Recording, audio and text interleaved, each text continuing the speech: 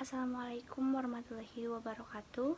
Perkenalkan, kami dari kelompok APEC akan menjelaskan mengenai APEC atau yang biasa disebut sebagai Asia Pacific Economic Cooperation. Yang pertama, kami akan menjelaskan mengenai latar belakang. Assalamualaikum warahmatullahi wabarakatuh. Perkenalkan, nama saya Novi Siti Rahma, saya dari kelas 11 IPA 5. Nomor absen 24 akan memaparkan latar belakang berdirinya APEC. Latar belakang berdirinya APEC yakni kesuksesan ASEAN di tahun 1980-an. Kesuksesan ASEAN mendorong Perdana Menteri Australia Bob Hawke untuk memperluas kerjasama. Selain itu, kebangkitan ekonomi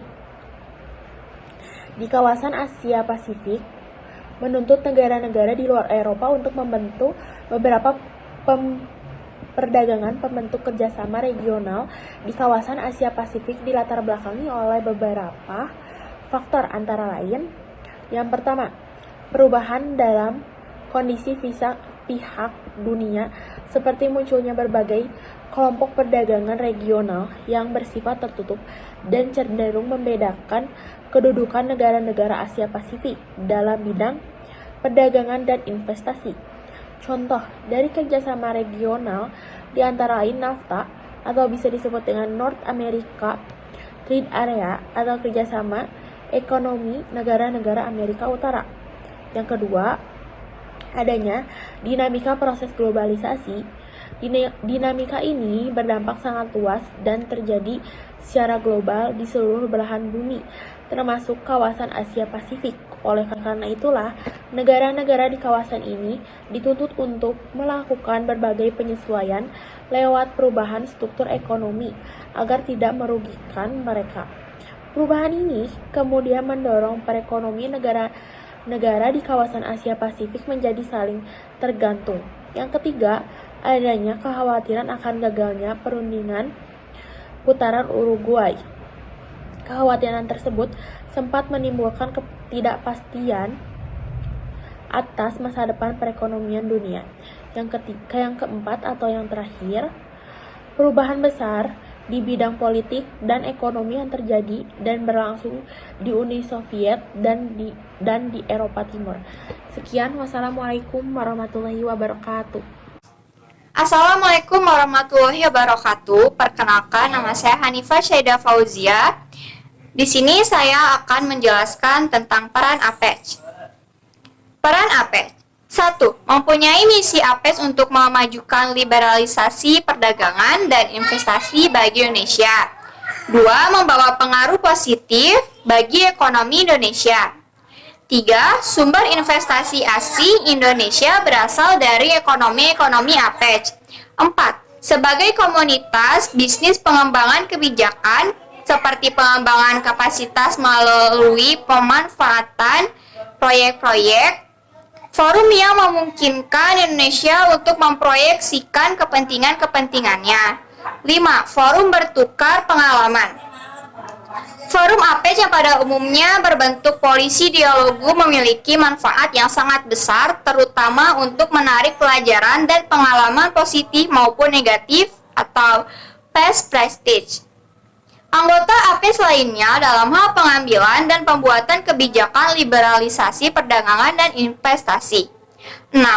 Mengamankan posisinya dalam tata hubungan ekonomi internasional yang bebas dan terbuka. 7. Mengupayakan terciptanya liberalisasi perdagangan dunia melalui pembentukan sistem perdagangan multilateral yang sesuai dengan kerangka GATT dalam rangka memajukan proses kerjasama ekonomi Asia Pasifik dan perampungan yang positif atas perundingan putaran Uruguay. Selanjutnya, saya akan membacakan atau menjelaskan tentang tujuan APEC.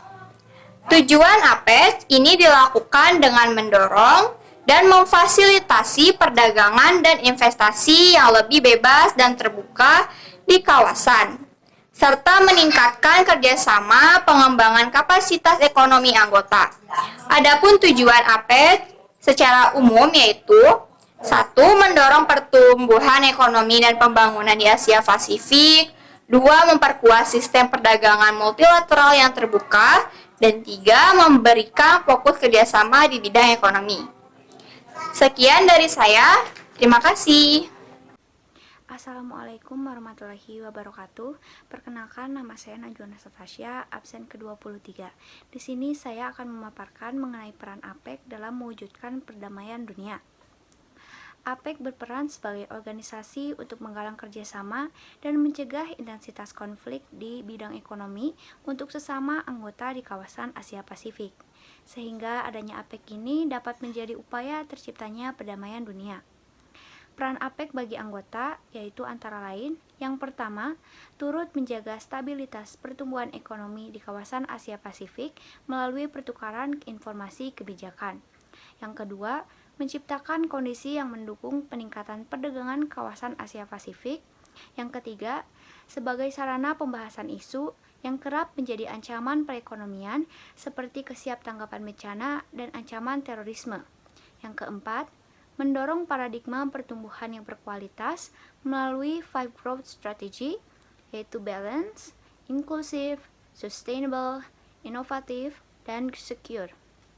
Yang kelima yaitu mempermudah dan memfasilitasi dunia usaha antara lain melalui skema APEC Business Travel Card atau EBTC. Sekian dari saya. Wassalamualaikum warahmatullahi wabarakatuh.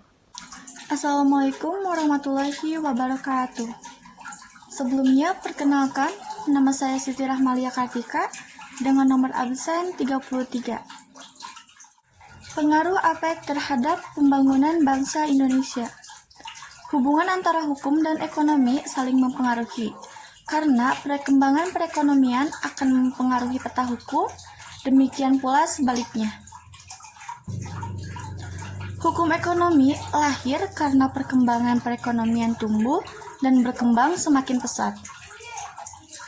Hukum berfungsi untuk mengatur dan membatasi kegiatan-kegiatan perekonomian dengan harapan agar pembangunan perekonomian tidak mengabaikan hak-hak serta kepentingan masyarakat.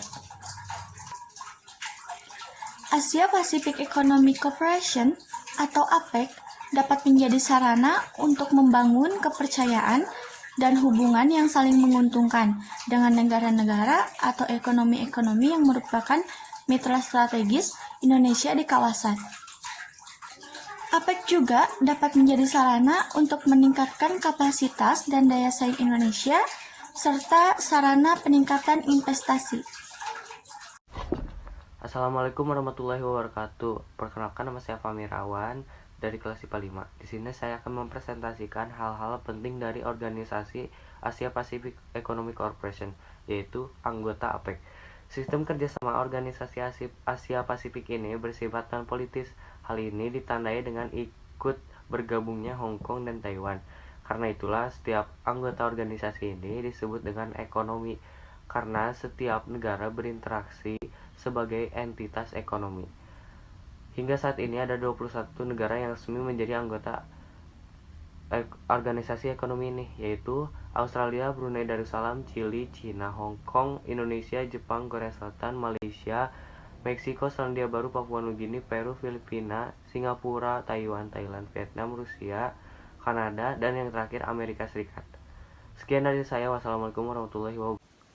Selanjutnya, saya akan membacakan mengenai tambahan informasi seputar APEC.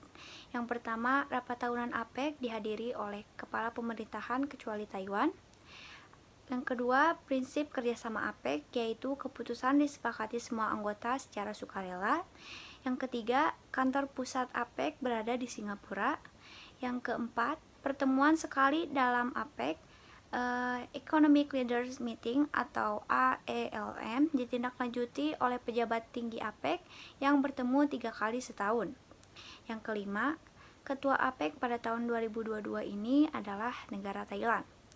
Yang keenam, Indonesia bergabung tahun 1989, namun keluar di tahun 2008 karena minyak bumi semakin berkurang, sehingga Indonesia tidak lagi menjadi pengekspor, tapi pengimpor.